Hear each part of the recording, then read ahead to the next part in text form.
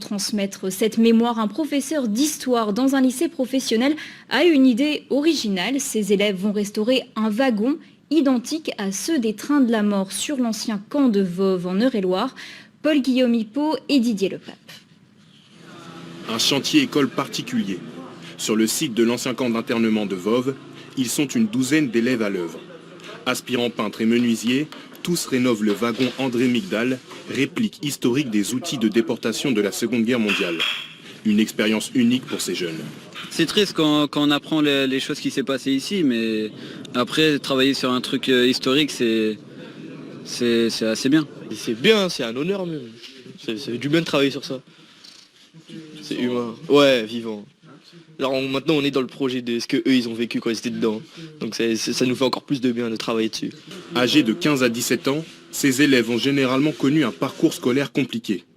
Ici ils sont autonomes tout en restant encadrés. Ils peuvent profiter d'un projet pluridisciplinaire qui les pousse à remplir un devoir de mémoire.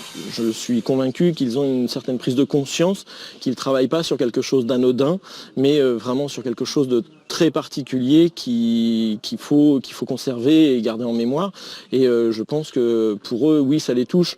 Ils en parlent de temps en temps et ça veut donc bien dire que quelque part, ça ne les laisse pas indifférents. Difficile de rester indifférent en travaillant là où des personnes ont été détenues, et surtout lorsque l'on imagine le traitement qui leur était réservé dans de tels wagons. Capacité, on va dire 16 chevaux à l'intérieur, et à l'arrivée, sur les retours qui ont été faits au niveau historique, il y a à peu près, on peut mettre à peu près une quarantaine d'hommes, ils étaient jusqu'à 120. J'aurais expliqué qu'il y avait un taux de mortalité énorme au bout de 5 jours de voyage, en ouvrant et on y pense quand on répare les parois de wagons et puis les portes latérales, en ouvrant les wagons, il y avait un tiers des gens qui étaient morts. Débuté en février dernier, le chantier prendra fin le 13 mai prochain. Le wagon sera alors inauguré par la mairie et le comité du souvenir en charge de préserver le site historique.